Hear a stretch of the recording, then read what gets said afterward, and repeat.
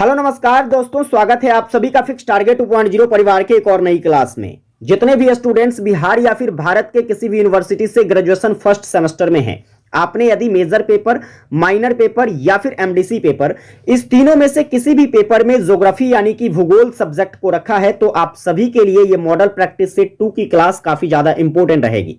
इससे पहले बच्चे मैंने आपको मॉडल प्रैक्टिस सेट 1 की क्लास करवाया था। मैं उम्मीद करूंगा कि आप लोगों ने देखा होगा क्लास। अगर नहीं देखा है तो डिस्क्रिप्शन में लिंक है, वहां से आप लोग क्लास को देख लीजिएगा। देखिए, जैसे मैंने आपको मॉडल प्रैक्टिस सेट में एग्जाम पैटर्न के आधार पर सभी चीजों को बताया था, जैसे आपके पेपर में ऑब्जेक्टिव, शॉर्ट टाइप क्वेश्चंस और लॉन्ग टाइप क्वेश्चंस पूछे जाते हैं, हम सेम प्रकार से आज का ये क्लास देखने वाले हैं, जहां पर बच्चे आपको टोटल 70 मार्क का ये क्वेश्चंस देखने को मिलेगा। तो चलिए हम लोग एक बार फिर से शानदार जानदार क्लास की आगाज करने जा रहे हैं। आप लोगों से छोटा सा रिक्वेस्ट है कि भाई लोग, आप लोगों ने शेयर नहीं किया है सेशन को, तो अपने सभी दोस्तों को शेयर कर दीजिए। सेशन को लाइक नहीं किए हैं बच्चे, लाइक कर लीजिएगा, और चैनल पर नए हैं तो सब्सक्राइब करके आप भी नोटिफिकेशन बेल को ऑन कर लीजिएगा, ताकि आने वाली जो हमारी मॉडल प्रैक्टिस सेट की क्लास होगी ये आपको टाइम से मिल सकेगा, सभी सब्जेक्ट्स की आप अच्छे से तैयारी कर सकोगे। चलिए, और इसके पीडीएफ की बात करते हैं तो आपको हमारे टेलीग्राम पर मिलता है, वहां से आपको डाउनलोड करना होगा, लिंक डिस्क्रिप्शन में दिया हुआ है, टेलीग्राम ज्वाइन कर लीजिएगा। ठीक है, आइए हम लोग बारी बारी से क्वेश्चंस को देखते हैं। तो देखिए, सबसे पहले हम लोग ग्रुप नंबर ए पर चर्चा करेंगे, जहां पर 10 मोस्ट वीवीआई ऑब्जेक्टिव क्वेश्चंस करेंगे, जैसे कि 10 क्वेश्चंस हम लोगों ने कल की क्लास में किया था। अब देखिए 11 नंबर क्वेश्चंस क्या है। 11 नंबर क्वेश्चंस कहता है कि निम्नलिखित में से कौन सा भूकंपीय तरंग जो है यह पृथ्वी के क्रोड से होकर गुजर सकती है। सवाल क्या बन रहा है, भूकंपीय तरंग के बारे में पूछा जा रहा है। अब आओ मैं आपको सारे भूकंपीय तरंग का पोस्टमार्टम करके बताता हूं। जैसे देखिए, यहां पर भूकंपीय तरंगों की बात करते हैं बच्चा जी, तो भूकंपीय तरंग जो होते हैं ये 3 प्रकार के होते हैं। यह भी पेपर में पूछा जा सकता है कि भूकंपीय तरंग कितने प्रकार के होते हैं। आप कहोगे गुरुजी 3 प्रकार के होते हैं। अब देखिए यहां पर कौन कौन सा तरंग होता है, तो जैसे कि आपका एक हो जाता है पी तरंग, दूसरा हो जाता है आपका एस तरंग, और तीसरा जो है वो आपका क्या हो जाता है, तो एल तरंग हो जाता है। ये 3 प्रकार के भूकंपीय तरंग हो गए। अब देखो, इस तीनों प्रकार के भूकंपीय तरंग के बारे में अगर हम बात करें तो सबसे अधिक तीव्र गति से चलने वाला जो तरंग है वो कौन सा है, तो पी तरंग है। इसकी चाल की बात करते हैं तो आप याद रखोगे 7.8 किलोमीटर प्रति सेकंड, यानी कि लगभग जो है 1 सेकंड में यह 7.5 किलोमीटर से ज्यादा दूरी तय कर लेता है। इसके बाद जो आपका एस तरंग है प्यारे बच्चे, एस तरंग की जो वेग होती है वह 4 किलोमीटर पर सेकंड होता है। ठीक है, और आपका जो एल तरंग है, एल तरंग का जो वेग होता है यह 1.5 से लेकर के 3 किलोमीटर पर सेकंड इसका वेग होता है। तो ये तीनों आपको याद रखने हैं। पेपर में क्वेश्चंस पूछा जा सकता है कि पी तरंग की जो चाल होती है वो कितनी होती है। आप कहोगे गुरुजी 7.8 किलोमीटर प्रति सेकंड होता है। समझ गए ना। सबसे प्रारंभिक तरंग आपका पी तरंग हो जाता है, द्वितीयक आपका एस तरंग हो जाता है, और सबसे सतही तरंग जो होता है वह आपका जो है एल तरंग होता है। तो यह भूकंपीय तरंग हो गया। अब देखो, सबसे अधिक गति से कौन जा रहा है, तो वह आपका जो है पी तरंग जा रहा है।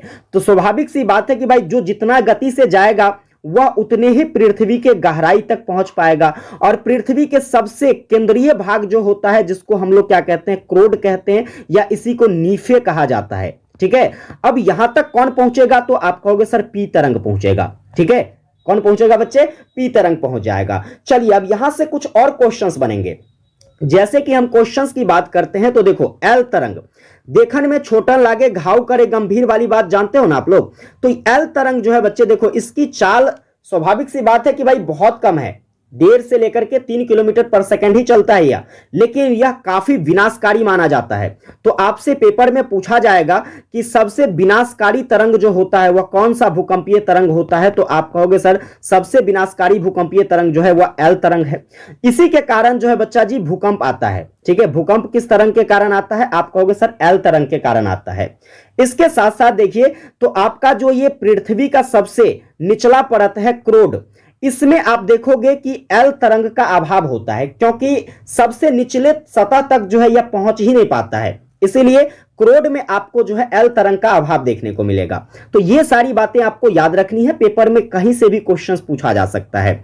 चलिए, अगर चीजें आपको समझ में आ रही है प्यारे भाई, तो आप लोग सेशन को शेयर करते जाओ, ज्यादा से ज्यादा स्टूडेंट्स को क्लास से जोड़िए, क्योंकि हर क्लास के पीछे पता है काफी ज्यादा मेहनत होता है। मैं काफी चीजों को प्रिपेयर करता हूं आपके लिए, तो आपकी भी दायित्व है यहां पर कि ज्यादा से ज्यादा जो है सेशन को शेयर कीजिए, ज्यादा से ज्यादा बच्चों को क्लास से जोड़ने की कोशिश कीजिए। ठीक है, चलिए आइए हम लोग नेक्स्ट क्वेश्चंस पर चर्चा करते हैं।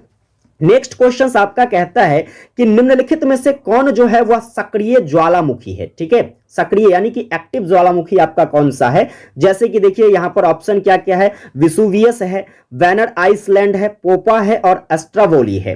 तो यहां पर जो आपका करेक्ट आंसर हो जाएगा बच्चा जी, सबसे सक्रिय ज्वालामुखी जो है वो आपका एस्ट्रावोली है। क्लियर है। चलिए अब यहां से देखो पेपर में क्वेश्चंस क्या क्या बनेगा।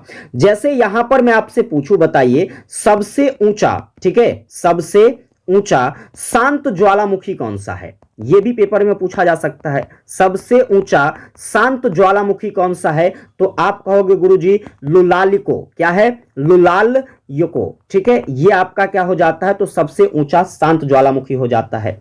इसके बाद देखिए यहां से क्वेश्चंस बनेगा, जैसे कि ज्वालामुखी का जो छिद्र होता है, ठीक है, ज्वालामुखी जहां फटती है वहां पर एक छेद बनता है और उस छेद को क्या कहते हैं, तो उस छेद को प्यारे बच्चे क्रेटर कहा जाता है। क्या कहा जाता है, ज्वालामुखी के छिद्र को क्रेटर कहते हैं हम लोग।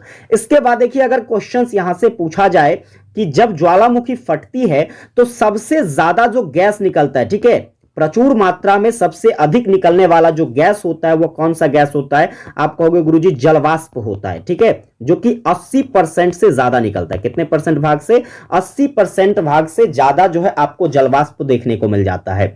इस तरीके से आप लोगों को सारी चीज याद रखनी है। हालांकि जब ज्वालामुखी फटती है तो इसमें कई सारे गैस जो है निकलते हैं बाहर, जैसे कि आपका कार्बन डाइऑक्साइड हो जाता है, इसके बाद सल्फर डाइऑक्साइड है। ठीक है, फिर बात करें तो जैसे कि आपका हो जाता है हाइड्रोजन सल्फाइड। ठीक है, हाइड्रोजन सल्फाइड के साथ साथ आपका कार्बन मोनोऑक्साइड हो जाएगा। इसके बाद जो है क्या कहते हैं, तो हाइड्रोजन फ्लोराइड हो जाएगा। इस तरह से जो है कई सारे गैस निकलते हैं, लेकिन उन सभी गैसों में से जो सबसे ज्यादा मात्रा में निकलता है वो कौन निकलता है बच्चे, जलवाष्प निकलता है, जो कि 80% से ज्यादा होता है। समझ में आई बात। चलिए अगर यहां से पूछ लिया जाए आपको कि ज्वालामुखी के कारण क्या क्या है, ठीक है, ज्वालामुखी जो आती है इसके कौन कौन से कारण हैं, ऑप्शन में देकर के पूछा जाएगा।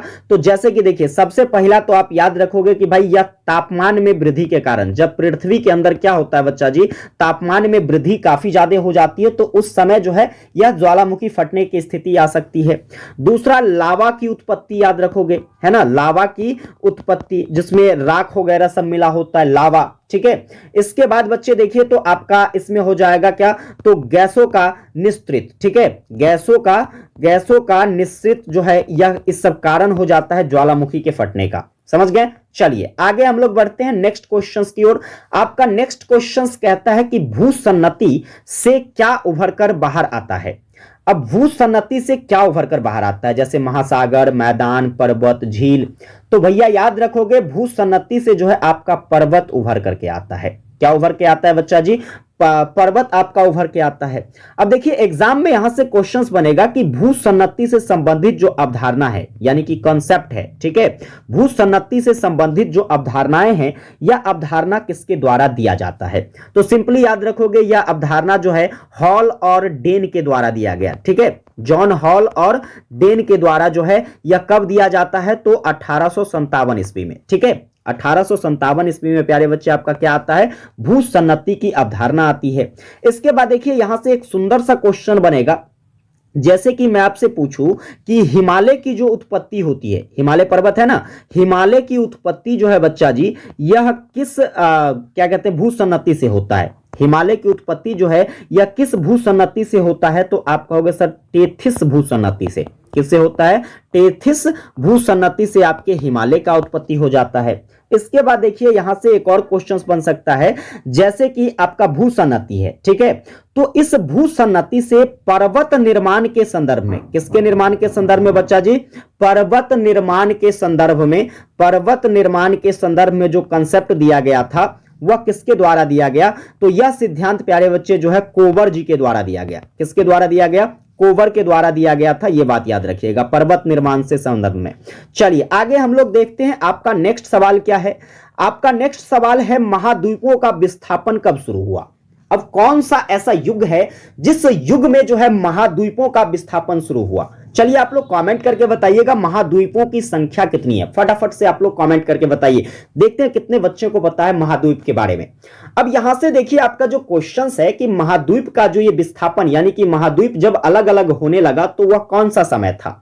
अब यहां पर ऑप्शन क्या क्या है, पैलियोजोइक युग, या फिर कहे तो कार्बोनिफेरस युग, फिर बात करें तो आपका टर्शियरी युग, क्वाटरनरी युग। तो सिंपली इसका आंसर हो जाएगा बच्चा जी आपका क्या हो जाएगा, कार्बोनिफेरस युग के बाद जो है क्या होता है, लगभग आज से 150 अरब वर्ष पूर्व, ठीक है, 150 अरब वर्ष पूर्व जो है क्या होता है, तो महाद्वीपों का विस्थापन होता है। समझे। चलिए अब यहां से आगे क्वेश्चंस बनेगा, जैसे महाद्वीपों के विस्थापन के संबंध में जो है सिद्धांत किसके द्वारा दिया गया।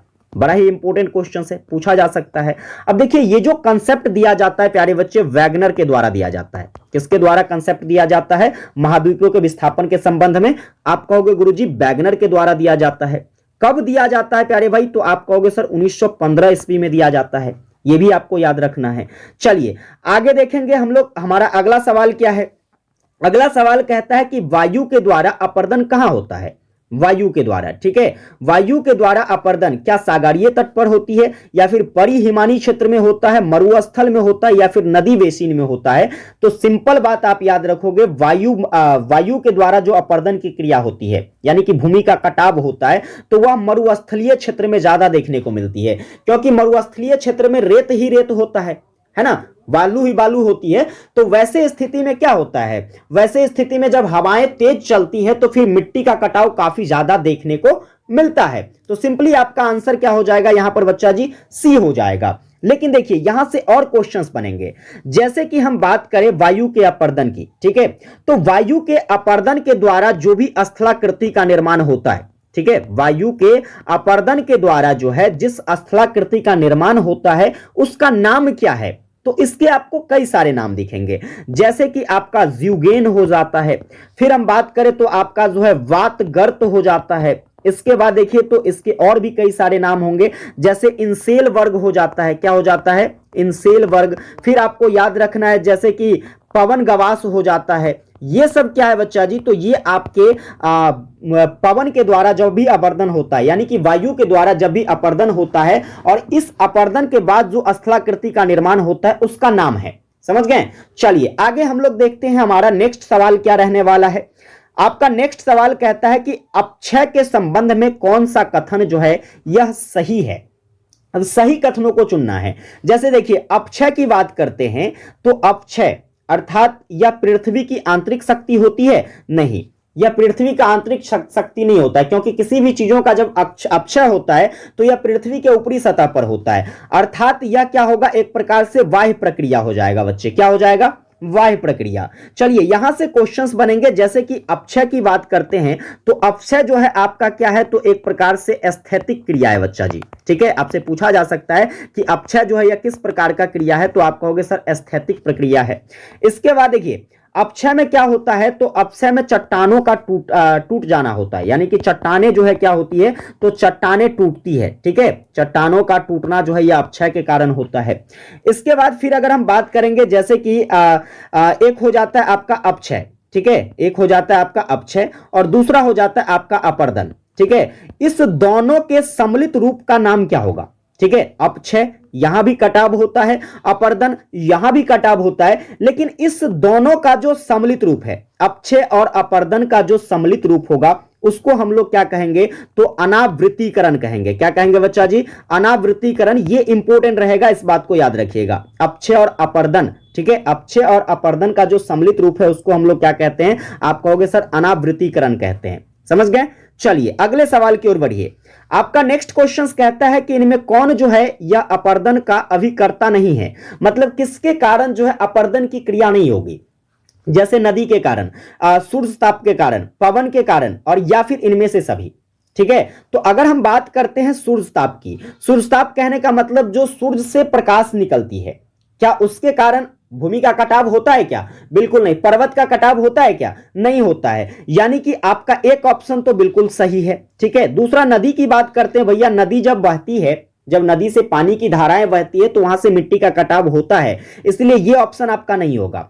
पवन से भी अभी आपने देखा है कि मरुस्थलीय क्षेत्रों में क्या होता है बच्चा जी, तो पवन से जो है मृदा अपरदन होती है, होता है कि नहीं। तो यानी कि आपका ऑप्शन क्या हो जाएगा यहां पर, ए आपका बिल्कुल करेक्ट हो जाएगा कि ए जो है आपका, जैसे कि सूर्यताप या अपर्दन का क्या है, अभिकर्ता नहीं है। चलिए आगे यहां पर और भी कुछ क्वेश्चंस बन सकते हैं, जैसे कि अपर्दन की बात करते हैं तो अपर्दन का कारक आपका क्या नहीं होगा, ठीक है। अपर्दन के कारक नहीं होने की बात करते हैं तो इसमें विस्थापन की क्रिया आ जाती है, क्योंकि अपर्दन के कारण विस्थापन नहीं होता है, कोई भी चीजें एक दूसरे में अदला बदली नहीं करता है, समझ गए ना। विस्थापन का मतलब क्या होता है, हमारी वाली को तुम रख लो और तुम्हारे वाले को हम रख लेंगे, है कि नहीं, या फिर तुम्हारी वाली से हमारा सेटिंग हो जाएगा, तुम्हारा काम खत्म। तो इस तरीके की बात नहीं होता है, समझ गए ना। यहां पर विस्थापन की क्रिया अपर्दन में नहीं होती है, जो भी चीजें कट के जाता है वो कट के चला जाता है, समझ गए। चलिए अगले सवाल की ओर बढ़ते हैं। आपका नेक्स्ट क्वेश्चन कहता है कि जिस स्थान से भूकंप की लहरें उठती है, जिस स्थान से भूकंप की लहरें उठती है उसको हम लोग क्या कहते हैं, उत्पत्ति क्षेत्र कहते हैं, उद्गम केंद्र कहते हैं, अधिकेंद्र कहते हैं, या फिर अपकेंद्र कहते हैं। तो सिंपल याद रखना, जैसे मान लीजिए कोई धरती, यहां पर धरती का कोई भी भूभाग है, उस भूभाग में क्या होती है, भूकंप की लहरें उठती है, यानी कि यह भूकंप का केंद्र हो गया, ठीक है। भूकंप की केंद्र जहां से भूकंप को महसूस किया जाता है तो वह आपका अधिकेंद्र कहलाता है, ठीक है। क्या कहलाता है बच्चा जी, अधिकेंद्र कहलाता है। इसके साथ साथ देखिए तो यहां पर क्वेश्चंस बन सकते हैं, क्वेश्चंस क्या बन सकता है कि भूकंप के अधिकेंद्र तक, यानी कि ये जो भूकंप का अधिकेंद्र है, इसके अधिकेंद्र तक प्यारे बच्चे पहुंचने वाला कौन सा भूकंपीय तरंग होता है। तो अगर हम भूकंपीय तरंग की बात करते हैं तो आपका जो है सबसे तेज चलने वाला भूकंपीय तरंग पी तरंग है, इसीलिए जो है पी तरंग क्या हो जाएगा बच्चा जी, तो सबसे पहले जो है भूकंपीय केंद्र तक पहुंच जाएगा। क्लियर है। चलिए आगे देखते हैं अगला सवाल आपका क्या है। अगला सवाल कहता है कि डेविस ने भौगोलिक चक्र की संकल्पना का प्रतिपादन कब किया। अब यानी कि देखिए डेविस जो है एक भूगोलविद थे, उनके द्वारा जो है भौगोलिक चक्र की संकल्पना का क्या किया गया, प्रतिपादन किया गया। एक क्वेश्चन तो पहले ही बन गया। अब ये कब करते हैं तो आप याद रखिएगा 1899 ईस्वी में इसके द्वारा क्या किया गया था, तो भौगोलिक चक्र का संकल्पना का प्रतिपादन किया गया। आगे देखिए अगर हम बात करें तो यहां से कई सारे क्वेश्चंस बनेंगे, जैसे कि आपके भौगोलिक चक्र की बात है तो इस चक्र में जो अपर्दन का प्रमुख कारण माना गया है, ठीक है, अपर्दन यानी कि भूमि कटाव का जो सबसे प्रमुख कारण माना गया है वो किसको माना गया है, तो वह नदी को माना गया है। ये बात याद रखिएगा, ठीक है। आपके जो भौगोलिक चक्र है इसमें अपर्दन का सबसे प्रमुख कारण किसको माना गया है, नदी को माना गया है। चलिए आगे यहां से जो क्वेश्चंस बनेगा, जैसे कि देखिए अगर आपसे पूछ लिया जाए कि जो अपर्दन चक्र है, ठीक है, अपर्दन चक्र है, इस अपर्दन चक्र की विचारधारा का प्रणेता किसको कहा जाता है प्यारे भाई, ठीक है। इस विचारधारा का प्रणेता किसको मानते हैं हम लोग, तो आप कहोगे सर हट्टन को माना जाता है, ठीक है। हट्टन ये भी एक खतरनाक टाइप के जो है भूगोलविद थे और इसको जो है अपर्दन चक्र की विचारधारा का क्या माना जाता है, प्रणेता माना जाता है। फिर हम बात करते हैं जैसे कि आपके एक और भी भूगोलविद थे जिसका नाम था पैंक। पैंक के अनुसार जो है अपर्दन चक्र की कितनी अवस्थाएं हैं, ठीक है। अपर्दन चक्र की अवस्था की बात करें, अपर्दन चक्र की अवस्था की, तो पैक ने क्या बताया था कि इसकी 5 अवस्थाएं होती है। कितनी अवस्थाएं होती है पैक के अनुसार, अपर्दन चक्र की 5 अवस्थाएं, समझ गए। तो ये सारा क्वेश्चन आपको यहां से याद रखना है। चलिए आगे बढ़ जाते हैं। आपका नेक्स्ट जो कि 20 नंबर ऑब्जेक्टिव क्वेश्चन क्या कहता है, डेल्टा का निर्माण कब होता है। लो डेल्टा, ठीक है, नदी डेल्टा का निर्माण जो है ये कब होता है, तो भैया देखो नदी के सबसे पहले बात आ रही है नदी डेल्टा की, तो हम लोग सिंपली यहां पर नदियों के बहाव से ही डेल्टा का निर्माण होता है। लेकिन कैसे होता है, सवाल ये है आपका, क्या वह नदी की युवावस्था में संभव होता है, प्रौढ़ावस्था में होता है, या फिर वृद्धावस्था में होता है, या सभी अवस्था में नदी जो है नदी डेल्टा का निर्माण करती है, सवाल ये पूछा जा रहा है। तो सिंपल सा बात याद रखोगे भाई, लोग थम कब जाता है, लोग थमता कब है, जवानी में नहीं, युवावस्था में नहीं, उसके अंदर तो जुनून होता है भाई, वो तो कहेगा कि भाई तुम 1 थप्पड़ मारोगे तुम 4 थप्पड़ मारेंगे। लेकिन लोग शिथिल हो जाता है वृद्धावस्था में, यानी कि जब नदी वृद्धावस्था में होती है उस अवस्था में शिथिल हो जाने के कारण क्या करती है, तो नदी डेल्टा का निर्माण करती है। क्लियर है। अब देखो ये तीनों क्या है, आपके नदी की अवस्था हो जाती है। अगर आपसे पूछा जाए कि नदी की कितनी अवस्थाएं होती है, तो 3 अवस्थाएं होती है, युवावस्था, प्रौढ़ावस्था जिसको आप परिपक्व अवस्था कह सकते हैं, या फिर कहे तो आपका जो है तीसरा हो जाएगा वृद्धावस्था। समझ गए।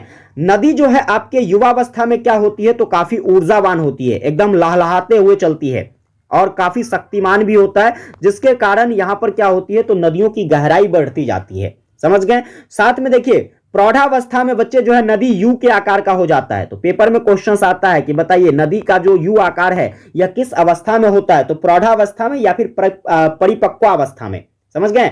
इसके बाद जो है डेल्टा का निर्माण जो होता है वह किस अवस्था में होता है, वृद्धावस्था में, क्योंकि नदी इस समय क्या होती है, धीमी पड़ जाती है, शक्तिहीन हो जाता है, यानी कि शांत हो जाता है। समझ गए ना। तो इस टाइप से जो है पेपर में क्वेश्चंस बनाए जा सकते हैं। तो मैं उम्मीद करूंगा कि आप लोगों को जितना भी ऑब्जेक्टिव क्वेश्चंस मैंने अभी कराया है ये सारे प्रश्न आपको अच्छे से बच्चा जी समझ में आ गया होगा। एक बार भाई लोग आप लोग कमेंट करके बता दो क्या आप लोगों को ये सारी चीजें समझ में आ गई है। तो हम लोग आगे कंटिन्यू करेंगे क्लास को। अब देखिए अब आगे बात करते हैं आपका group number B. Group number B में प्यारे बच्चे आपसे लघुत्तरीय यानी कि शॉर्ट टाइप क्वेश्चंस पूछा जाता है, 5-5 नंबर वाला, जिसमें 5 या 6 क्वेश्चंस पूछेगा, 4 गो क्वेश्चंस आपको हल करना है। समझ गए। अब 4 गो क्वेश्चंस मैंने पिछला क्लास में आपको कराया था, आज हम आपको 5 से लेकर के 8 क्वेश्चंस तक ले जाएंगे। ठीक है, चलिए हम लोग 5वें क्वेश्चंस की तरफ बढ़ते हैं। तो देखिए आपका 5वां क्वेश्चंस जो कहता है क्या है, अपर्दन क्या है, इसके कारणों को लिखे। अब बड़ा सिंपल सा क्वेश्चन है, अपर्दन। अपर्दन का मतलब होता क्या है पहले ये समझ लो। ठीक है, अगर अपर्दन के मतलब को समझ जाओगे तो इसके डिफिनीशन को समझना आपके लिए आसान हो जाएगा। फिर हम लोग देख लेंगे कि इसका कारण क्या है, आखिर यह होता क्यों है। तो सबसे पहली बात प्यारे बच्चे, आपका अपर्दन जो है यह एक लैटिन भाषा के इरोडेस शब्द से लिया गया है। यहां से ऑब्जेक्टिव क्वेश्चन बन जाएगा, ध्यान रखो। अब जैसे क्वेश्चन पूछेगा कि अपर्दन शब्द जो है यह किस भाषा के शब्द से लिया गया है, तो लैटिन भाषा के शब्द से। कौन सा शब्द है प्यारे बच्चे, आपका इरोडेस। ठीक है, इरोडेस से आपका क्या बन गया, अपर्दन बन गया। अब देखिए इस इरोडेस शब्द का जो अर्थ होता है वह होता है कुतरना। कुतरना मतलब काटना। ठीक है, तो यहां पर सीधा सीधा स्पष्ट हो जाता है कि अपर्दन का जो अर्थ हो जाएगा वो हो जाएगा काटना। किसको काटेगा भाई, मिट्टी को काटेगा, पर्वत पहाड़ को काटेगा, सभी का सभी जो है क्या है, अपर्दन की क्रिया के अंतर्गत आ जाता है। समझ गए ना। अर्थात हम कह सकते हैं कि अपर्दन शब्द का प्रयोग उस क्रिया के लिए किया जाता है जिसके अंतर्गत जो है विभिन्न गतिशील शक्तियां विभिन्न रूपों से क्या करती है, तो चट्टानों को काटती है। चाहे वो भूमि के चट्टान को हो, पर्वत के चट्टान को हो, पहाड़ के चट्टान को हो, है ना, वह क्या करती है प्यारे बच्चे, तो आपके चट्टानों को काटने का काम करती है। अक्षय से चट्टानें क्या होती है, तो निरंतर विघटन तथा अपघटन के कारण जो है यह चूर चूर हो जाती है, जिससे जो है शैल चूर्ण बन जाता है। क्या बन जाता है, जो पत्थर होती है वो छोटे छोटे चूर्ण में बन जाता है, क्योंकि जैसे ही कटाव होगा तो उसकी जो है जो भी अवस्थाएं हैं उसमें परिवर्तन आएगा। वह एक बड़ा सा भाग जो कि छोटे छोटे भाग में टूट जाएगा। तो जब छोटे छोटे भाग में टूटेगा यानी कि वहां पर क्या बन जाएगा, पत्थरों का यानी कि शैलों का चूर्ण बन जाएगा। समझ गए। इसके बाद देखिए तो नदी, हिम नदी, वायु तथा सागरीय धाराओं के द्वारा जो है शैल चूर्ण क्या होता है, तो वह एक स्थान से दूसरे स्थान तक पहुंच जाता है। क्योंकि जब वह छोटे छोटे चूर्ण में टूट जाता है तो छोटे छोटे चूर्ण में टूट जाने के बाद जो है जैसे ही नदियों की पानी जाती है, महानदी की पानी जाती है या फिर हवाएं चलती है, तो इन सभी के कारण क्या होता है बच्चा जी, तो आपका जो है ये जो पत्थरों का चूर्ण है यह चूर्ण एक जगह से दूसरे जगह बह करके चला जाता है। ठीक है, परिवहन जब भी यह परिवहन करती है तो उस समय जो है टुकड़े क्या करते हैं, तो आपस में टकराते हैं, और जो ये टुकड़ा आपस में टकराता है यही टकराने की क्रिया बच्चे जी क्या कहलाता है, आपका अपर्दन कहलाता है। तो सिंपली आप लोग याद रख सकते हो कि अपर्दन क्या होता है।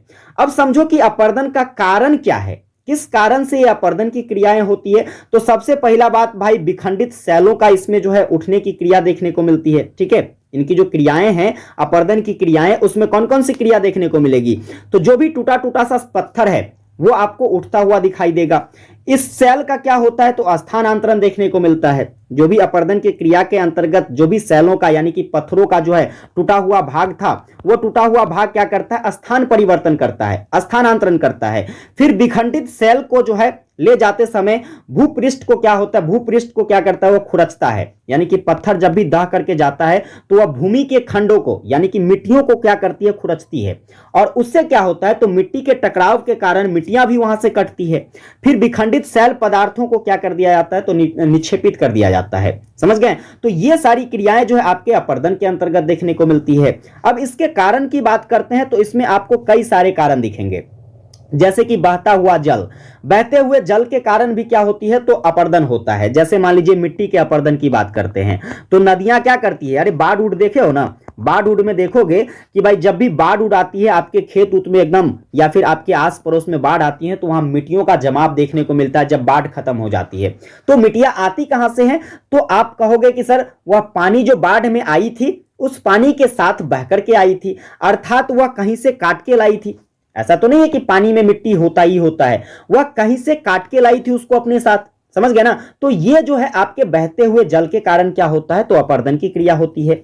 इसके बाद हिम नदी के कारण होता है। हिम नदी की बात करें तो जैसे कि बर्फों का नदी, ठीक है, जैसे कि बर्फ की बात करें तो इससे क्या होता है, तो पहाड़ों का, ठीक है, पर्वतों का क्या होता है, कटाव होता है, ठीक है। इसके बाद पवन यानी कि हवा, हवा के कारण भी क्या होता है बच्चा जी, आपका अपर्दन देखने को मिलता है। जैसे मरुस्थलीय क्षेत्रों की बात करें, किसकी बात करते हैं बच्चा जी, जैसे मरुस्थलीय क्षेत्रों की बात करते हैं हम लोग, तो मरुस्थलीय क्षेत्रों में आप देखोगे कि वहां पर क्या होती है, तो हवाएं जब चलती है तो वहां की जो बालू होती है वो मिट्टी क्या होती है, तो हवा के साथ उड़ जाती है, समझ गए ना। इसके बाद भूमिगत जल के कारण, फिर कहे तो सागरीय तरंग के कारण, यानी कि सागरों में, महासागरों में जो भी तरंग उठती है, लहर उठती है, उसके कारण जो है क्या होता है, तो अपर्दन की क्रिया होती है। तो इस तरीके से आप लोग अपर्दन क्या होता है और अपर्दन के कौन कौन सी क्रियाएं हैं, अपर्दन की क्रिया के साथ साथ उसका कारण क्या है, ये सारी चीजें आप लोगों ने, मैं उम्मीद करूंगा कि समझ लिया होगा। चलिए एक बार कमेंट कर देना आप लोग, क्या आप लोगों को चीजें ये समझ में आ गया, अपर्दन क्या होता है, इसके क्या कारण है। आगे हम लोग बढ़ेंगे। देखिए अगला सवाल आपका कहता है अवसादी चट्टान की विशेषताओं को लिखे, मोस्ट बीबीआई लगाओ। इस बार पक्का जो है ये आपको हर यूनिवर्सिटी एग्जाम में देखने को मिलेगा। अवसादी चट्टान क्या है, चट्टानों की बात करते हैं बच्चे तो चट्टान 3 प्रकार के होते हैं। कितने प्रकार के होते हैं, चट्टान 3 प्रकार के होते हैं। कौन कौन सा होता है एक बार आप लोग कमेंट में लिख के बताओ, तो फटाफट से देखें कितने बच्चों को पता है चट्टान जो है ये 3 प्रकार के कौन कौन से होती है। एक तो आपका अवसादी चट्टान हो गया, 2 का नाम बताओ आप लोग फटाफट से कमेंट करके। अब आइए हम लोग समझते हैं कि आपका जो अवसादी चट्टान है, इस अवसादी चट्टान की विशेषताएं क्या होती है। तो सबसे पहले हम भाई अवसादी चट्टान आखिर होता क्या है जरा इसके बारे में समझ लेते हैं। तो देखिए अवसादी चट्टानों की बात करें तो आपका जो भी आग्नेय या फिर जो भी रूपांतरित चट्टान है, उस चट्टानों के कण जो हैं या अपर्दन के द्वारा क्या होता है, तो दूसरे स्थानों पर रूपांतरित होकर के समांतर परतों के रूप में जमा हो जाता है। मतलब जैसे कि देखो क्या होता है, जब भी आपके मिट्टी का क्या होगा, अपर्दन होगा, ठीक है, या कोई भी चट्टान जैसे आग्नेय चट्टान हो गया, ठीक है, उन चट्टानों का क्या होता है, तो अपर्दन के कारण एक जगह से वो दूसरे जगह चला जाता है। जब एक जगह से दूसरे जगह जाता है तो वह समान रूप में क्या होती है, तो परतों के रूप में जमा हो जाता है। अब जो परत के रूप में वहां पर जमा हो गया तो वह एक अवसाद कहलाया। इसीलिए जो है उस अवसाद को हम लोग अवसादी चट्टान के नाम से जानते हैं। क्लियर है, इतना बात समझ में आया कि अवसादी चट्टान क्या होता है। एक बार फटाफट से कमेंट में यस टाइप कीजिए, क्या आप लोगों को अवसादी चट्टान के बारे में समझ में आ गया है। तो आगे हम लोग बढ़ेंगे। देखिए अवसादी चट्टान के बारे में और भी कई सारे विद्वान हैं जिसके द्वारा जो है काफी सारी चीजें कही गई हैं। जैसे देखिए आरवी यूनिट की बात करते हैं प्यारे भाई। आरवी यूनिट जी का कहना है कि किसी चट्टान के कण जल, वायु या फिर हिमानी के द्वारा जो है प्रायः परतों में बिछा दिए जाते हैं, जिसको हम लोग क्या कहते हैं, अवसादी चट्टान कहते हैं। बात वही है, इन्होंने भी, आरवी यूनिट जी ने भी यही कहा कि भाई जब भी क्या होता है, कोई भी चट्टान चाहे वह जल के द्वारा हो, हवा के द्वारा हो या फिर हिमानी यानी कि बर्फों के पिघलने के कारण हो, ठीक है, वह जब पिघल करके क्या करता है, तो एक जगह से दूसरे जगह जाकर एक परत के रूप में बिछ जाता है, तो यही एक अवसाद का रूप धारण करता है और इसे ही हम लोग जो है अवसादी चट्टान कहते हैं। समझ में आई बात। चलिए आगे देखेंगे तो आपके वार्सेस्टर जी का क्या कहना है। तो वार्सेस्टर जी कहते हैं कि जो अवसादी चट्टान है, ठीक है, अवसादी चट्टान जो है ये पुराने चट्टानों के टुकड़े और खनिजों से बना होता है। बात वही है, पुरानी चट्टान मतलब जो कहीं से आया और फिर यहां पर एक नए चट्टान का निर्माण कर दिया, दह करके आया, बह करके आया, है ना, या फिर क्या कहते हैं, तो पिघल करके आया, जैसे भी आया, आने के बाद यह क्या किया, तो एक नए चट्टान का निर्माण किया जो कि अवसादी चट्टान कहलाया। ठीक है, आगे चलिए। तो इस प्रकार से बच्चा जी आप लोग चट्टान, अवसादी चट्टान के बारे में लिख सकते हो कि अवसादी चट्टान क्या होता है, इसके संबंध में जो भूगोलविद हुए उनका क्या मानना था। चलिए आगे हम लोग इसकी विशेषताओं पर चर्चा करते हैं। तो अगर इसकी विशेषता की बात करेंगे तो सिंपली याद रखोगे कि यह जो होता है कोमल होता है। क्योंकि यह दूसरे चट्टानों के टूटने से बना है। और जब टूट जाता है कोई भी चीज तो फिर उसके अंदर कोमलता आ जाती है बच्चा जी। क्या आ जाता है? जब टूट जाता है कोई चीज तो क्या आता है? कोमलता आ जाती है। यानी कि आपका जो अवसादी चट्टान हो जाएगा यह कोमल हो जाएगा, साथ में यह एक परत के रूप में निर्मित होता है, इसलिए हम लोग इसे परतदार चट्टान भी कहते हैं। समझ गए? इसके साथ साथ यह छोटे छोटे कणों के द्वारा बना होता है, क्योंकि अलग अलग प्रकार के चट्टानों के आने से क्या होती है, टूटने से क्या होती है, तो इस चट्टान का निर्माण होता है। इसलिए हम लोग कह सकते हैं कि अवसादी चट्टान जो है प्यारे बच्चे, यह छोटे छोटे कणों के द्वारा बना होता है। फिर इसमें आपको वनस्पति या फिर कहे तो जीवों के अवशेष भी देखने को मिल सकते हैं। जैसे देखिए, अगर बाढ़ आती है तो अपने साथ मिट्टियों को तो बहा के लाती ही लाती है, साथ में आप देखोगे कि वह नदी नाले तालाबों से होकर जब गुजरती है तो वैसी स्थिति में अभी जो खास तौर पर आप देखोगे कि संस्कार रूपी जो कार्यक्रम होता है तो लोग ज्यादातर नदी के किनारे जो है लोगों को दफन किया करते हैं।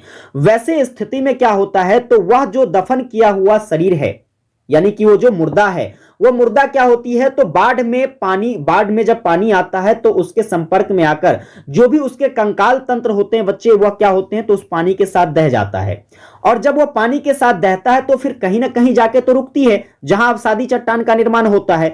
और अवसादी चट्टान का जब निर्माण होगा तो भैया उसमें आपको जो है पेड़ पौधों का या फिर जीवों का जो है अवशेष देखने को मिल जाएगा। समझ गए ना? इसके साथ साथ अगर हम बात करें, जैसे कि इसमें आपको जल आसानी से प्रवेश कर जाता है, क्योंकि यह छोटे छोटे कणों के माध्यम से बना होता है। और जब यह छोटे छोटे कणों के माध्यम से बना होगा तो इसके अंतराणविक स्थान में क्या होगी बच्चे, इसके अंतराणविक स्थान में थोड़ा सा फैलाव देखने को मिलेगा, जगह देखने को मिलेगा। और जब जगह देखने को मिलेगा तो स्वाभाविक सी बात है कि इसमें पानी जो है आसानी से प्रवेश कर जाएगा। इसके साथ साथ ये चट्टानें जो है अपक्षय और अपर्दन से अधिक प्रभावित होता है, यानी कि कटाव के कारण, अपक्षय के कारण यह काफी जो है प्रभावी देखने को मिलता है। तो ये सब आपके जो विशेषता रही है, किसकी रही है प्यारे बच्चे, अवसादी चट्टान की विशेषता रही है। और मैं उम्मीद करूंगा कि आप लोगों को बहुत अच्छे ढंग से समझ में आया होगा कि अवसादी चट्टान क्या होता है और इसकी जो प्रमुख विशेषताएं हैं वह किस प्रकार की है। यहां पर ये फिगर में आपका अवसादी चट्टान हो जाता है। ठीक है, चलिए अगले सवाल की ओर बढ़ते हैं हम लोग। आपका नेक्स्ट क्वेश्चन, ये भी काफी वीवीआई क्वेश्चन है, जो कि अगले साल जो है आपके पाटलिपुत्रा यूनिवर्सिटी में पूछा गया था, और इसके साथ साथ कई सारे और भी यूनिवर्सिटियां थी जहां पर देखने को मिली थी। तो हालांकि जिस यूनिवर्सिटी में ये क्वेश्चंस पूछ लिया गया था पिछले साल, इस साल तो नहीं पूछेगा, लेकिन ध्यान रखना जिस यूनिवर्सिटी एग्जाम में ये क्वेश्चंस नहीं पूछा था उस यूनिवर्सिटी एग्जाम के लिए काफी इंपॉर्टेंट रहेगा। भूसन्नति के प्रकार क्या हैं? तो जैसे कि देखिए, हम भूसन्नति के प्रकार की बात करते हैं तो एक भूगोलविद हुए जिसका नाम था चार्ल्स शूटर्ज। ठीक है, चार्ल्स शूटर्ज की बात करते हैं तो बच्चे इन्होंने 1923 ईस्वी में जो है भूसन्नति को 3 भागों में बांटा। कितने भागों में बांटा? भूसन्नति को 3 भाग में बांटा। जैसे कि सबसे पहला आपका एकांकी भूसन्नति है, दूसरा आपका बहु भूसन्नति और तीसरा जो है आपका मध्य भूसन्नति है। अब आइए हम इस तीनों भूसन्नति के बारे में समझते हैं कि आखिर एकांकी भूसन्नति क्या है, बहु भूसन्नति क्या है और मध्य भूसन्नति क्या है। तो सबसे पहले देखिए, सबसे पहले एकांकी भूसन्नति की बात करेंगे तो इस प्रकार की जो भूसन्नति होती है यह लंबे और संकरे जलीय गर्त के रूप में देखने को मिलती है। इसकी तली में आपको काफी ज्यादा धसाव और काफी ज्यादा उत्थान देखने को मिलेगा, मतलब इसका जो भूसन्नति का ये जो भाग होता है ये काफी ऐसे धसा होता है। ठीक है, इस टाइप से, ये देखिए ऐसे, ये गर्त में काफी अंदर तक धसा होता है इस टाइप से। समझ गए ना? इसी कारण से जो है इसको क्या कहा जाता है, तो एकांकी भूसन्नति कहा जाता है, क्योंकि यह इसमें जो है केवल और केवल आपको एक ही प्रकार का चक्र देखने को मिलेगा। इसमें बस ये जो क्रम है ये नीचे की तरफ धंसने की, सिर्फ यही चक्र देखने को मिलता है, बाकी कोई और चक्र देखने को नहीं मिलेगा। तो अकेला चक्र यानी कि यह एकांकी भूसन्नति हो गया। इस तरह का जो भूसन्नति है आप देखोगे, एप्लेसियन भूसन्नति जो है यह इसका एक प्रमुख उदाहरण हो जाता है। समझे? चलिए आगे देखेंगे। दूसरा जो है आपका बहुभूसन्नति। तो बहुभूसन्नति की बात करते हैं तो इसका जो क्षेत्र होगा ये विस्तृत होगा, क्योंकि यहां पर केवल और केवल एक चक्र देखने को मिलता था, यहां पर आपको क्या देखने को मिलेगा, तो एक से ज्यादा चक्र देखने को मिलेगा। जैसे आप हिमालय पर्वत को देखते होंगे तो हिमालय पर्वत में आपको कहीं चढ़ाव कहीं उतार, कहीं चढ़ाव कहीं उतार, ये लगातार देखने को मिलता है ना। जैसे रॉक पर्वत की बात करते हैं, रॉकी पर्वत भी आपको जो है कहीं चढ़ा कहीं उतरा, कहीं चढ़ा कहीं उठा हुआ, इस तरीके से जो है देखने को मिल जाता है। तो इस तरह का जो भी आपका क्या होगा, भूसन्नति होगा, वह क्या कहलाएगा, आपका बहुभूसन्नति कहलाएगा, जिसमें जो है काफी सारे जो है चक्र देखने को मिलेंगे। इसके बाद आता है आपका मध्य भूसन्नति। मध्य भूसन्नति की बात करते बच्चे तो जैसे कि देखिए इसमें आपको एक तरीके से कहे तो एक विशाल भूखंडों की मध्य स्थिति देखने को मिलती है। मतलब आपके बहुसन्नति और आपका जो एकांकी भूसन्नति है, इसके बीच का जो भाग होता है वही मध्य भूसन्नति कहलाता है, जैसे मध्य सागर में आपको देखने को मिलेगा। समझ गए? तो आप लोग इस प्रकार से जो है भूसन्नति के प्रकार के बारे में लिख सकते हो। चलिए, मैं उम्मीद करूंगा कि आप लोगों को ये तीनों भूसन्नति समझ में आ गया है।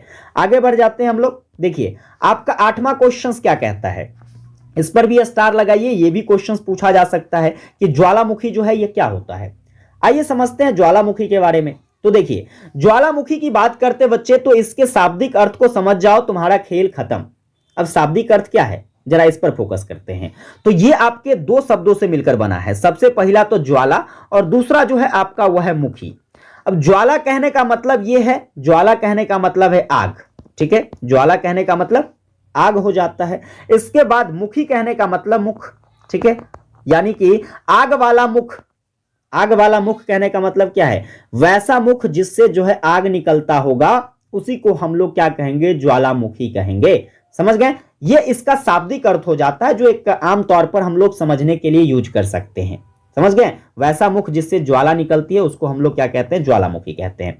अर्थात यहां पर इसके डिफिनीशन की बात करेंगे तो आप सिंपली कह सकते हो यह एक प्रकार का क्या है, प्राकृतिक आपदा है, जो प्रकृति के द्वारा घटित होती है। समझ गए ना? यह एक प्राकृतिक आपदा है जिसके दौरान जो है क्या होता है, तो भूमि के किसी भाग से आग, लावा, तरल पदार्थ, बहुत सारी विभिन्न प्रकार की गैसें, ये सब क्या होती है बच्चे, तो बाहर निकलती है और भूमि के तल पर एक विशेष प्रकार का क्या करती है, विस्फोट करती है। वह आपका ज्वालामुखी कहलाता है। जैसे देखिए ज्वालामुखी जब फटती है तो क्या होता है, ज्वालामुखी जैसे ये कोई भूखंड है, ठीक है, ये कोई भूखंड है प्यारे बच्चे, जब यहां पर ज्वालामुखी फटती है तो ऐसे डायरेक्टली क्या होगा, एकदम से सीधे ऊपर की तरफ भागेगा, एकदम आग लावा, ठीक है। इसके बाद जल यानी कि जलवाष्प हो गया आपका, बहुत सारे गैसेस इसमें से निकलते हैं और एकदम विस्फोट होता है। इस प्रकार से आपके क्या हो जाते हैं, ज्वालामुखी का निर्माण हो जाता है। समझ गए ना? चलिए आगे हम बात करेंगे ज्वालामुखी की। तो प्यारे बच्चे ज्वालामुखी को कई सारे विद्वानों के द्वारा परिभाषित किया गया है। जैसे कि देखिए आधुनिक समय में वैज्ञानिकों ने ज्वालामुखी की प्रकृतियों को एक तरीके से सुरक्षा कपाट माना है। क्या माना है बच्चे? सुरक्षा कपाट माना है, जिसमें जैसे कि आपके प्रोफेसर गीकी जी हो जाते हैं। प्रोफेसर गीकी की बात करते हैं तो ज्वालामुखी लगभग जो है यह शंक्वाकार पर्वत माना जाता है। देखते हो शंकु के आकार का बन जाता है कि नहीं? शंकु कैसा होता है? शंकु ऐसने होता है ना, मैथ में आप लोग पढ़े होंगे, है ना, शंकु कुछ इस प्रकार का होता है। तो देखिए यहां पर बच्चे जो है आपने क्या देखा कि ये जो है एकदम पृथ्वी के भूतल से निकलने वाली एक प्रकार की ऐसी घटनाएं हैं जिसमें आग, लावा ये सब बाहर निकलता है और ये ऊपर की तरफ ऐसे उठता है, शंकु के समान उठता है। और आपके जो है प्रोफेसर गीकी साहब का भी यही कहना है कि ज्वालामुखी जो है लगभग क्या है, तो एक प्रकार से शंक्वाकार पर्वत है, जो कि क्या होता है, तो भूगर्भ से नली के द्वारा जो है उष्ण वाष्प, गैस, लावा, इसके बाद अन्य चट्टानी पदार्थ का प्रवाह जो है यह क्या करता है, धरातल पर करता है। मतलब इसके दौरान क्या होती है, तो काफी सारे जो है उष्ण गैस, यानी कि कहे तो उष्ण वाष्प, समझ गए, या जलवाष्प कह लीजिए आप उसको, या बहुत प्रकार की गैसें हो गया, आपका लावा हो गया जिसमें राख वगैरह सब शामिल है, चट्टान काफी सारे, ये सब क्या होता है, तो पृथ्वी के गर्भ से जो है निकल करके पृथ्वी के सतह पर आकर के जमा हो जाती है। समझ गए? ये आपके प्रोफेसर गीकी जी का कहना है। चलिए आगे बात करेंगे तो आपके जैसे कि क्रेडनर की बात कर लेते हैं।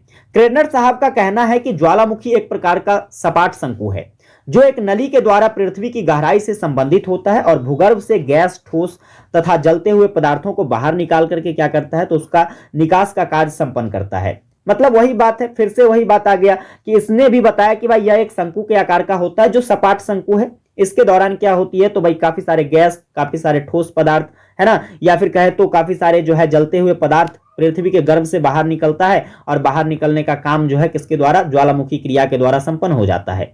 समझे? चलिए आगे देखेंगे आपके वार्सेस्टर साहब का कहना है कि ज्वालामुखी प्राय एक प्रकार का गोल और गोलाकार आकृति का छिद्र या फिर कहे तो एक खुला हुआ भाग है। वही बात है भाई, जब भी ये ज्वालामुखी फटती है तो पृथ्वी पर इस प्रकार की गोलाकार भाग बनती है और फिर ये क्या होता है, एक शंकु के रूप में ऊपर उठता है। समझ गए ना। और शंकु के रूप में ऊपर उठने के साथ साथ देखिए तो आपके बारसेस्टर जी और कुछ भी बताते हैं, जैसे कि इसने कहा है कि जिससे होकर काफी तप्त भूगर्भ से जो है गैस निकलती है, जल निकलता है, तरल पदार्थ निकलता है, चट्टान के टुकड़े निकलते हैं, ठीक है। ये सब जो है गर्म पदार्थ पृथ्वी के धरातल पर आकर के क्या होता है तो जमा होता है, ये ज्वालामुखी है। तो मैं उम्मीद करूंगा बच्चा जी आप लोगों को ज्वालामुखी क्या है ये अच्छे तरीके से समझ में आ गया होगा। चलिए एक बार कमेंट करके बताइए कि आप लोगों को ज्वालामुखी के बारे में चीजें अच्छे तरीके से समझ में आ गई है। फटाफट से आप लोग कमेंट करके बताइए। तो हम लोग आगे बढ़ते हैं। अब देखिए आगे बात करेंगे, आपका ग्रुप नंबर सी आ जाता है। ग्रुप नंबर सी में कल की क्लास में मैंने आपको एक लॉन्ग टाइप क्वेश्चन कराया था, है ना। भू आकृति विज्ञान के बारे में पढ़ाया था कि भू आकृति विज्ञान की प्रकृति क्या है और उसका जो विषय क्षेत्र है वो क्या है। काफी इंपॉर्टेंट क्वेश्चन था। अगर आपने क्लास नहीं देखा है तो डिस्क्रिप्शन में भैया लिंक है, आप लोग उसको जरूर देख लेना। अब आइए आज भी हम एक मोस्ट इंपोर्टेंट क्वेश्चंस करने वाले हैं जिसके पूछे जाने की संभावना आपके पेपर में 100% होगा। इस बात को आप लोग नोट कर लीजिए। ये क्वेश्चंस आपके 10 मार्क के होंगे लॉन्ग टाइप, ठीक है। देखिए आज का क्वेश्चंस क्या है। तो हम लोग जो सेकंड क्वेश्चंस करने वाले हैं, क्वेश्चंस कहता है कि पृथ्वी के आंतरिक संरचना का विवरण दीजिए। ये क्वेश्चंस देखो तो आपके पिछले साल जो है मिथिला यूनिवर्सिटी में पूछा गया था, मिथिला यूनिवर्सिटी दरभंगा में। लेकिन हो सकता है जिस यूनिवर्सिटी में ये क्वेश्चंस ना पूछा हो उसमें पूछ ले, तो आपको ध्यान से कर लेना है कि पृथ्वी की आंतरिक संरचना क्या है, इसके बारे में आपको बताना है। इसी क्वेश्चन को एक और तरीके से पूछ लिया जा सकता है कि भूकंपीय तरंग के आधार पर पृथ्वी की आंतरिक संरचना का क्या करे, वर्णन करे। आइए हम लोग समझते हैं पृथ्वी की आंतरिक संरचना के बारे में।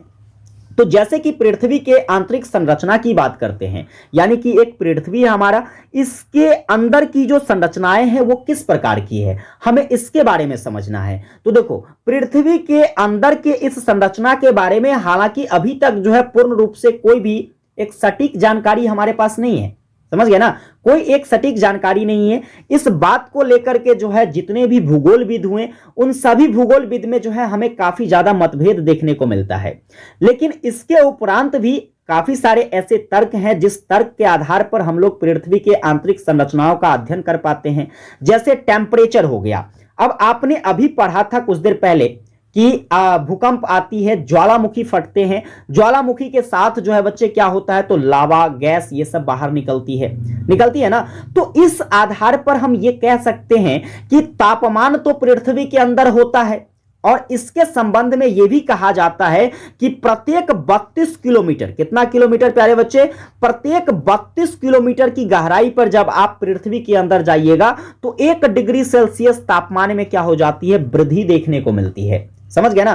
तो इस आधार पर यह हो गया कि भाई तापमान के जरिए हम लोग जो है पृथ्वी की आंतरिक संरचनाओं का अध्ययन करते हैं, घनत्वों के आधार पर करते हैं, दबाव यानी कि प्रेशर, गैस से अंदर में तो प्रेशर तो बनाएगा ही। इसके बाद देखिए तो तरंग यानी कि भूकंपीय वेग वगैरह के बारे में जो आप पढ़ते हैं उन सभी वेग के आधार पर हम लोग क्या कर पाते हैं तो पृथ्वी के आंतरिक संरचना के बारे में अध्ययन कर पाते हैं। अब आइए हम लोग आगे समझते हैं। तो आपके पृथ्वी की जो आंतरिक संरचना है इसके समझने के कई सारे स्रोत हैं। जैसे कि यह 2 प्रकार के स्रोत हो जाएंगे, एक प्रत्यक्ष स्रोत और एक अप्रत्यक्ष स्रोत। समझ गए। जैसे कि देखिए प्रत्यक्ष स्रोत में आपका ज्वालामुखी उद्गार आ जाता है, जैसे ज्वालामुखी फटती है तो इसके बाद भूकंपीय तरंग आ जाता है। यह सब प्रत्यक्ष स्रोत हो गया जिसके माध्यम से हमको जो है पृथ्वी के आंतरिक संरचना के बारे में जानकारी मिल पाता है। समझ गए बच्चे। इसके बाद अप्रत्यक्ष स्रोत की बात करते हैं तो जैसे टेम्परेचर हो गया, डेंसिटी हो गया, प्रेशर हो गया, इन सभी के आधार पर बच्चे हम लोग क्या कर पाते हैं तो पृथ्वी के आंतरिक संरचना के बारे में जानकारी हासिल कर पाते हैं। जैसे देखिए हम लोगों को यह जानकारी मिलती कैसे है। आप लोगों ने तरबूज खाया है, बताओ तो फटाफट से कमेंट करके बताओ। सभी लोग खाए होंगे भाई, गर्मी के महीना में तो बड़ा मजा आता है खाने में, हम तो बड़ा खाते हैं भाई। तू लोग खाते हो कि नहीं कमेंट में लिख दो, ठीक है। अब देखो तरबूज की बात करते बच्चे, तो तरबूज जो है यह एक प्रकार से गोलाकार होता है। अब जब आप मार्केट में तरबूज खरीदने जाते हो तो मीठा है या नहीं है ये तो ऊपर से पता नहीं चलता है कि नहीं। तो इसके लिए आप दुकानदार भाई साहब क्या करते हैं तो एक चाकू की सहायता से एकदम सट से घोप दिया ऐसे और एक त्रिभुज के आकार का क्या करता है तो उसमें से निकाल के दे देता है कि नहीं। और आप उसको चक करके तब पता कर पाते हो कि ये मीठा है या नहीं है। उसी प्रकार से जो है हम लोगों ने यहां पर क्या किया तो पृथ्वी को तरबूज के आकार में काट दिया, काट करके ये भूखंड निकाल लिया। अब जब ये भूखंड निकलता है ना तो हमको यहां पर 3 तरह की परतें देखने को मिलती है। कितने तरह की, तो आप कहोगे सर पृथ्वी का जो आंतरिक परत है वो 3 प्रकार का है। जैसे कि सबसे पहला आपका भूपर्टी हो जाता है, दूसरा आपका मेंटल हो जाता है और तीसरा जो है आपका क्रोड हो जाता है। इस भूपर्टी को हम लोग प्यारे बच्चे सियाल भी कहते हैं। क्या कहते हैं, सियाल कहते हैं। इसको हम लोग सीमा कहते हैं, और ये जो है आपका क्या है भाई, तो ये आपका नीफे कहलाता है। तो ये 3 भाग हो गए पृथ्वी के आंतरिक भाग, समझ गए। अब आइए हम इस तीनों भूभाग को बारी बारी से समझते हैं, और यहां से इसको अच्छे तरीके से समझना, क्योंकि काफी सारे ऑब्जेक्टिव क्वेश्चंस भी यहां से बनेंगे। जैसे कि हम पहले भूभाग की बात करते हैं, तो पहला भूभाग जो है आपका क्या कहलाता है, भूपर्वती कहलाता है, जो पृथ्वी का सबसे ऊपर वाला भाग। फिगर को देखिए ध्यान से, फिगर की बात करते हैं बच्चा जी, तो यहां पर देखना आपका जो ये फिगर है, इसमें जो सबसे ऊपर वाला भाग आपको ये देखने को मिलता है, ये वाला सबसे ऊपर वाला भाग, ये क्या कहलाता है बच्चे, तो आप कहोगे गुरुजी इसको हम लोग क्या कहते हैं, तो भूपर्वती कहते हैं, समझ गए। इसकी बात करें तो देखो यह मोटाई जो है इस भूपर्वती का, इसमें काफी सारा अंतर देखने को मिलता है। जैसे कि अगर हम महाद्वीपों की बात करते हैं, महासागरों की बात करते हैं, तो यहां पर इसके मोटाई में क्या हो जाता है, तो परिवर्तन हो जाता है। क्योंकि अगर महाद्वीप है तो चलो वहां पर सिंपल तरीके से है, लेकिन महासागर है तो महासागरों में गहराई होती है बच्चे। अब इस गहराई के कारण जो है क्या होता है, तो गहराई के कारण इसके मोटाई में कमी आ जाता है। क्या आ जाता है बच्चे, इसके मोटाई में कमी आ जाता है। ऐसा आप ये कह सकते हो कि जो भी महासागर वाले भूभाग हैं वहां पर भूपर्वती की जो औसत मोटाई होती है वह 5 किलोमीटर होता है, 5 किलोमीटर मोटाई का, ठीक है। जहां भी भूपर्वती में आप देखोगे महासागरीय क्षेत्र है, तो वहां पर जो इसकी मोटाई हो जाएगी प्यारे बच्चे, कितना हो जाएगा, 5 किलोमीटर हो जाएगा। और जहां भी महाद्वीप है, महाद्वीप के नीचे जो है बच्चे क्या देखने को मिलता है, तो लगभग इसकी मोटाई जो है यह औसतन 30 किलोमीटर तक के आसपास होता है, समझ गए। तो यह एक छोटा सा परिवर्तन जो है आपके महाद्वीप और महासागरों में देखने को मिलती है भूपर्वती को लेकर के। तो मैं उम्मीद करूंगा कि आपको ये दोनों परिवर्तन समझ में आ गया होगा। अब देखो ये जो सबसे ऊपर वाला भाग है बच्चा जी, ठीक है, ये जो आपका सबसे ऊपर वाला भाग है भूपर्वती जिसको हम लोग कहते हैं, यह 2 प्रकार के तत्वों से मिलकर के बना है। अब वो कौन कौन सा धातु है प्यारे बच्चे, तो देखिए हमने इसको कहा था सियाल। क्या कहा था प्यारे भाई, सियाल कहा था। तो सियाल कैसे लिखते हैं, SIAL इंग्लिश में। तो SI कहने से मतलब है आपका जैसे सिलिका हो गया, SI कहने से क्या हो गया, सिलिका, और AL कहने से आपका एल्यूमिनियम हो गया। तो आप ये 2 बात याद रखोगे कि आपका जो पृथ्वी का सबसे ऊंचा, सबसे ऊपर वाला जो भूभाग है जिसको हम लोग भूपर्वती कहते हैं, उसमें जो है सिलिका और एल्युमिनियम की अधिकता पाई जाती है, समझ गए। चलिए इसके साथ साथ आप देखोगे कि इसका जो औसतन घनत्व होता है वो 2.7 ग्राम प्रति सेंटीमीटर की होता है, ठीक है। यानी कि औसतन घनत्व भूपर्वती का पूछेगा, आप क्या कहोगे, 2.7 ग्राम पर सेंटीमीटर क्यूब। ओके, इस परत को हम लोग जो है लिथोस्फीयर के नाम से भी जानते हैं। कौन से स्फीयर के नाम से बच्चे, लिथोस्फीयर। ये जो ऊपर वाला भाग है इसको भूपर्वती तो कहते ही हैं, लेकिन इसके साथ साथ इसको जो है लिथोस्फीयर भी कहते हैं। ये भी याद रखिएगा, ऑब्जेक्टिव में पूछा जा सकता है कि पृथ्वी के किस परत को जो है लिथोस्फीयर कहते हैं। आप क्या कहोगे भाई, भूपर्वती को कहते हैं, समझ गए ना। चलिए दूसरे भाग की बात करते हैं। तो बच्चा जी दूसरा भाग जो है आपका वह है मेंटल। अब मेंटल आदमी जो है बड़ा खतरनाक होता है, वैसे ही आपका ये भी मेंटल है। मेंटल क्या करता है, मेंटल को हमने सीमा का नाम दे दिया भाई। देखो ये बॉर्डर इंडिया है, ठीक है, ये आपका पाकिस्तान है, ठीक है, और ये बीच में आपका बॉर्डर हो गया, ठीक है, इंडिया और पाकिस्तान का बॉर्डर, जिसको हम लोग मेंटल कहते हैं। मेंटालिटी यहां पर मेंटल की तरह ये काम करता है। देखिए मेंटल की बात करते हैं तो यह भूपर्वती का निचला भाग होता है, जिसको हम लोग मेंटल या सीमा के नाम से जानते हैं। ये जो भूभाग है, ये भूभाग पृथ्वी के आयतन का कितना परसेंट होता है प्यारे बच्चे, 83% होता है। पृथ्वी का जो आयतन है उसके आयतन का 83% भाग जो है आप कहां देखोगे, तो मेंटल में देखोगे। और मेंटल आदमी है तो सब चीज अपने पास ज्यादा रखेगा, ठीक है। अब 83% इसके पास हो गया। साथ में पृथ्वी का जो द्रव्यमान है उस द्रव्यमान का 67% भाग, ये दोनों याद रखिएगा, ऑब्जेक्टिव में पूछा जा सकता है कि पृथ्वी के द्रव्यमान का 67% भाग जो है पृथ्वी के किस परत में निहित है। आप कहोगे गुरुजी मेंटल में निहित है, ठीक है, या फिर कहे तो पृथ्वी के आयतन का कितना परसेंट भाग जो है यह मेंटल में निहित है। आप कहोगे सर 83% निहित है, समझ गए ना। चलिए इसके साथ साथ यहां पर देखिए, तो ये जो आपका भाग है जिसको आप लोग मेंटल कहते हो यानी कि सीमा कहते हो, SIMA सीमा।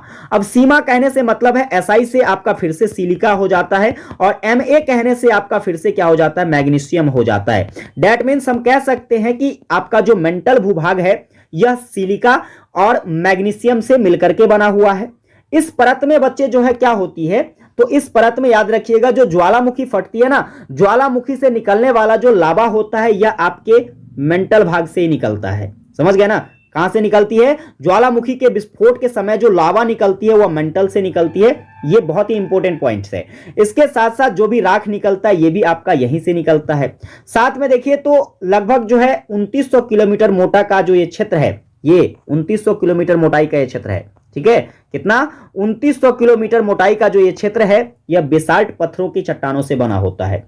इसके साथ इसके घनत्व की बात करेंगे तो आप लोग याद रखिएगा 3.5 से लेकर के 5.5 ग्राम पर सेंटीमीटर क्यूब क्या होता है, तो आपके मेंटल का घनत्व होता है। इस भाग को हम लोग जो है पायरोस्फीयर के नाम से जानते हैं, या फिर इसे ही जो है व्हाइट ऑफ द अर्थ भी कहा जाता है।